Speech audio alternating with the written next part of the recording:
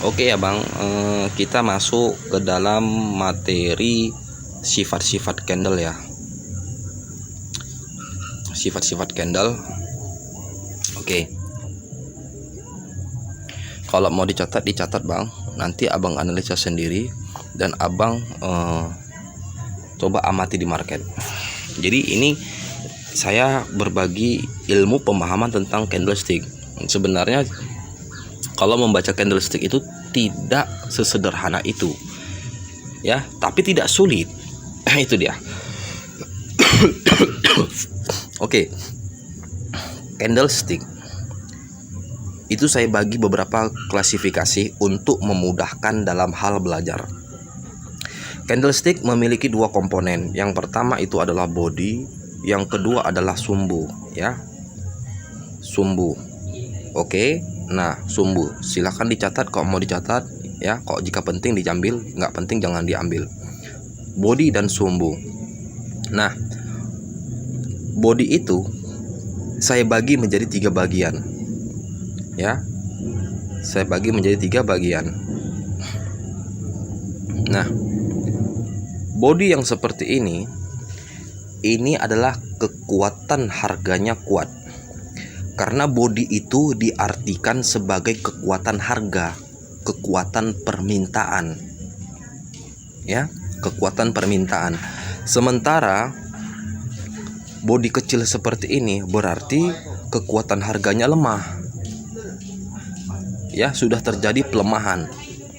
Sementara body yang seperti ini berarti kekuatan harganya kecil.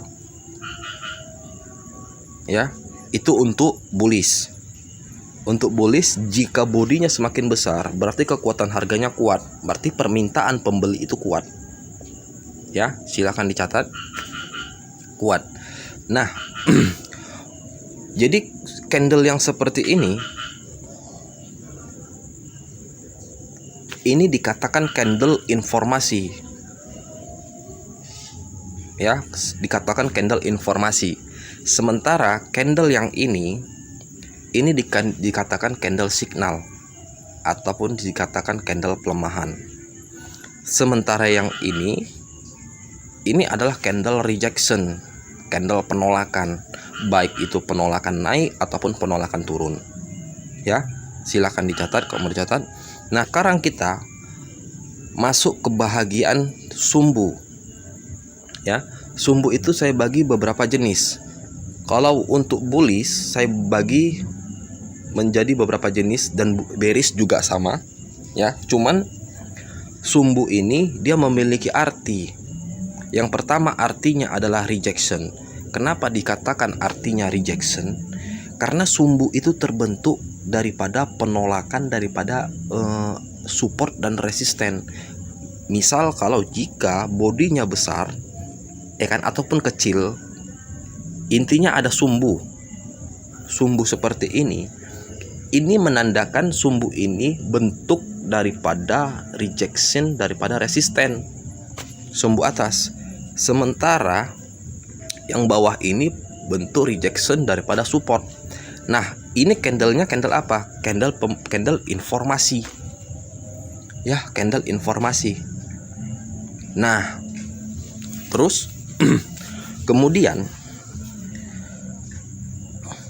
sumbu itu di dalam sebuah candlestick bullish dan bearish itu terbagi menjadi 2 jenis sumbu. Yang pertama itu adalah sumbu dorongan.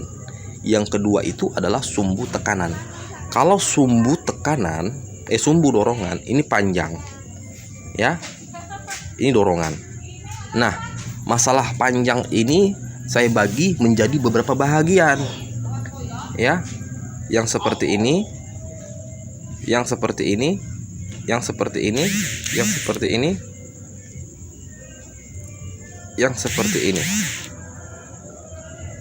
baru yang seperti ini. Nah, ini dorongan, ini dorongan, ini dorongan, ya, ini dorongan, ini dorongan. Nah, ini dorongan, ini tekanan. Kalau dorongan pada candlestick bullish ini penerusan. Kalau dia tekanan, ini reversal. Bagaimana cara membacanya? Reversal dan dorong dan penerusannya itu seperti ini. Jadi misalkan nih, ya, sebuah candlestick dia mendapatkan dorongan seperti ini, berarti penerusan.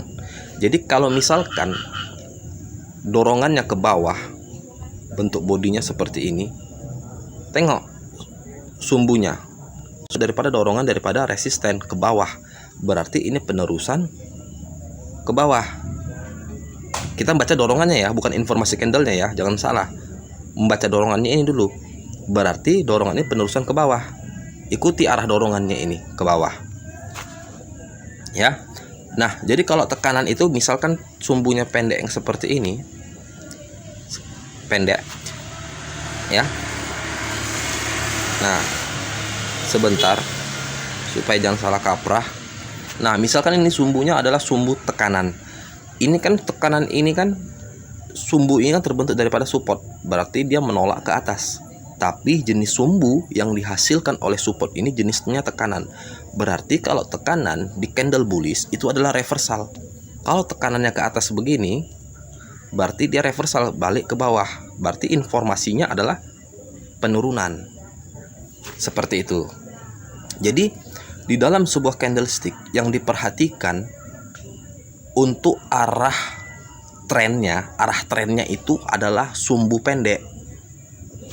Dia jenis sumbu dorongan atau jenis sumbu tekanan. Jadi yang diperhatikan itu arah trennya itu adalah sumbu yang pendek. Sementara sumbu panjang ini memiliki fungsi. Jangan salah. Banyak saya lihat juga di YouTube seperti itu. Cuman mereka tidak menjabarkan secara detail, ya. Ini saya jabarkan secara detail. Nah, masalah sumbu ini memiliki arti. Artinya apa? Artinya adalah kekuatan daripada informasi itu. Ya, kekuatan daripada informasi itu. Makanya tadi saya bagi jenis dorongan itu beberapa bagian. Ada yang panjang begini, begini. Dan makin pendek. Ini memiliki arti. Jadi sumbu panjang ini di dalam sebuah candlestick ini memiliki arti sebagai kuatnya informasi tersebut. Contoh nih, ya, jika kita menemui candlestick bullish, candlestick apa? Informasi, ya, candlestick informasi. Kekuatan harganya kuat. Nah, di bawah ini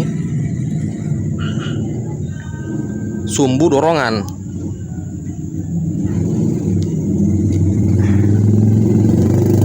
Sumbu dorongan. Yang di atas ini juga sumbu dorongan. Nah, yang mana yang pendek? Yang bawah yang pendek kan? Nah, berarti kalau dorongan kan penerusan tadi. Kan? Dorongan penerusan. Berarti informasinya ke atas. Betul kan? Ini dorongan, berarti informasinya ke atas. Nah, masalah kuat atau lemahnya kekuatan informasi itu dilihat daripada sumbu ini. Sumbu ini kekuatan informasinya tidak begitu kuat. Jadi kalau dia saya bagi tadi menjadi begini, ya.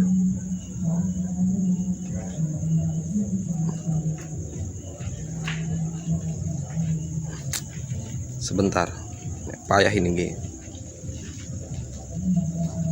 Nah, ini sumbu dorongan, berarti kekuatan informasinya kayak mana? Tidak begitu kuat. Kalau misalkan dihitung dalam suatu persen, kalau dibilang ini kita buat misalkan 100%, ini kita buat sekitar 90%, yang ini kita buat 75%, yang ini kita buat 50%, yang ini kita buat dorongan ini kita buat 30%. Jadi kalau misalkan candlestick yang seperti ini, ya, nah saya lingkari itu, berarti informasinya kan ke atas, sumbu pendeknya di bawah dorongan, berarti informasinya ke atas.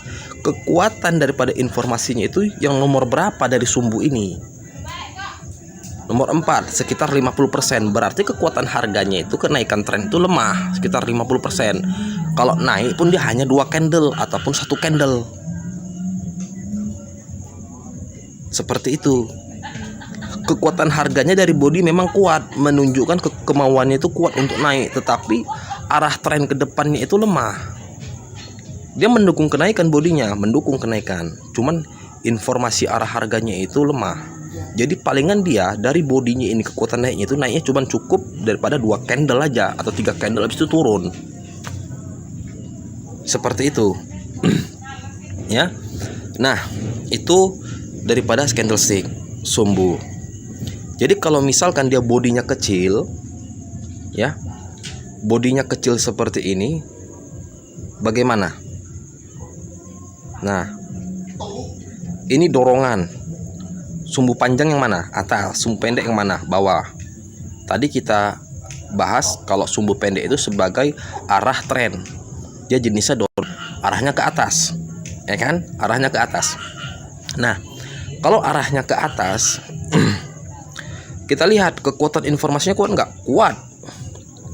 Kekuatan arah tren itu kuat untuk naik. Kuat untuk naik dia.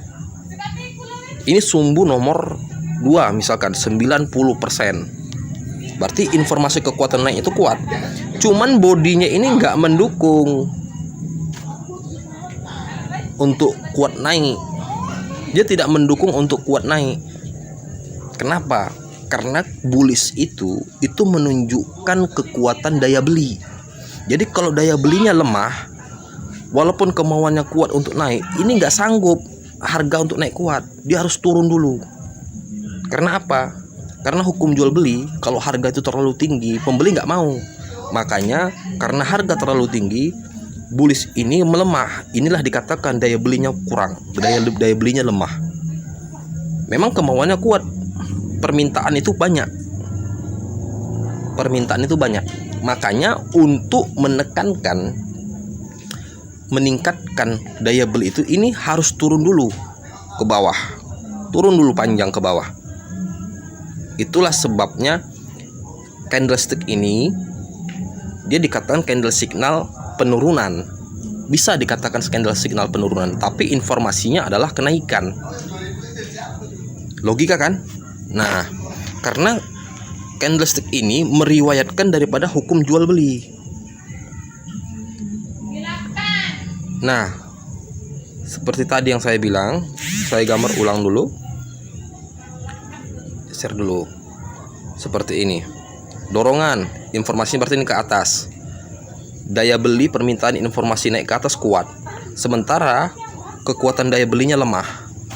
Apakah ini harus naik panjang?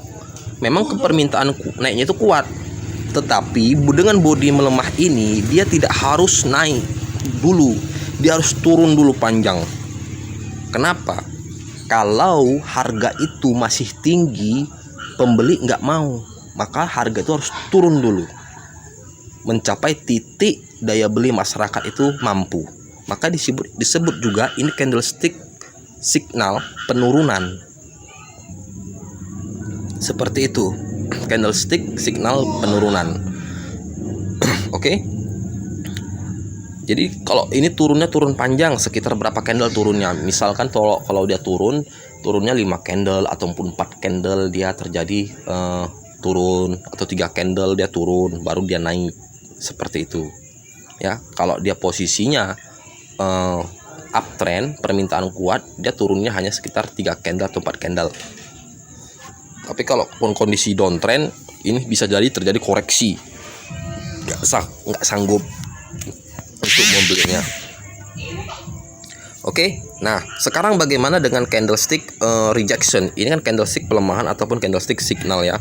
Nah, bagaimana dengan candlestick sebagai candlestick signal? Candlestick rejection. Tadi kan candlestick kita bagi 3, informasi, body besar, signal, pelemahan, body kecil, baru rejection. Nah, yang kita bahas candle rejection berdasarkan hukum sumbu tekanan dan dorongan seperti ini. Nah, ini sumbunya sumbu dorongan, berarti informasinya ke atas. Karena sumbu yang pendek ini sebagai kemudi arah tren, arah informasi, berarti ini ke atas. Ini sumbunya nomor berapa? Nomor 1. Berarti permintaan ke atas kuat, seperti ini, panjang, berarti 90%. Berarti arah informasi kenaikan itu kuat, naik. Tetapi bodinya melemah. permintaan daripada pembeli itu untuk naik itu lemah. Karena apa? Candle ini tipis. Karena harga masih terlalu tinggi. Tidak sanggup si pembeli ini untuk naik, untuk beli. Ya, seperti itu. Makanya candlestick ini harus turun. Jadi candlestick ini kalau dia letaknya di sebuah uptrend, ini sebagai candlestick konfirmasi untuk turun. Sudah terjadi pelemahan. Seperti itu. Oke, sumbunya di bawah yang pendek, berarti kekuatannya naik. Berarti ini harus turun dulu. Sesudah turun baru dia naik. Ya.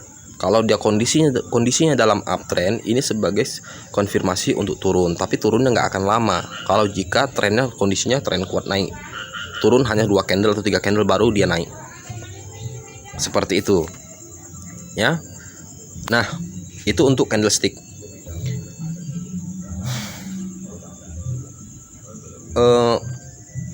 Itu untuk bullish dulu lah. Untuk bearish nanti next video ini saya sambung ya. Saya sambung itu untuk bullish. Jadi bagaimana caranya kita membedakan sumbu, Bang?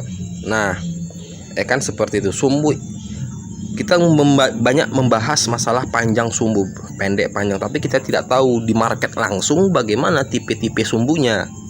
Seperti itu. Contoh ini adalah sumbu nomor 1 dorongan. Ini juga sumbu nomor 1 dorongan. Sumbu yang nomor 2-nya yang sedikit lebih kecil bagaimana? Yang ini dorongan, ya. Yang nomor 3-nya yang mana? Yang nomor 3-nya, adalah ini. Ini. Ya, itu nomor 3 dorongan. Terus dorongan nomor 4 yang agak halus sedikit yang mana? Ini, dorong nomor 4. Ya, dorong nomor 4. Terus yang tekanan bagaimana? Tekanan yang seperti ini. Yang seperti ini tekanan, ini tekanan pendek seperti ini tekanan. Ya, seperti itu. Jadi Abang bisa mencatat. Jadi kalau misalkan candlestick bullish, kepencet pula ya. Candlestick bullish ya. Misalkan candlestick bullish seperti ini. Bodinya besar. Ya, sumbunya dorongan bawah. Sumbunya dorongan bawah. Seperti ini dan ini atas. Nah, yang panjang yang mana? Yang atas. Yang pendek yang mana? Yang bawah. Sumbu ini dorongan. Ini dorongan. Berarti kalau yang ini yang pendek, berarti arah informasinya adalah ke atas. Karena dorongan itu penerusan di dalam sebuah candlestick bullish, dorongan ke atas. Tetapi kekuatan informasi arah trennya ini lemah, tak begitu kuat. Ya, nggak begitu kuat. Tapi kalau ini panjang seperti ini, nah itu baru kuat. Tapi kalau yang pendek seperti ini, ini nggak kuat. Paling ada 2 candle atau 1 candle dan naik. Seperti itu. Ya. Nah, jadi ini informasinya kekuatan harganya mendukung untuk naik. Si minat pembeli itu dia kuat naik. Kekuatan harganya kuat, tetapi informasi ke depannya dia kuat naiknya itu lemah. Seperti itu. Jadi Abang mensikapinya itu harus begitu. Contoh, kita buat lagi sebagai sampel ya.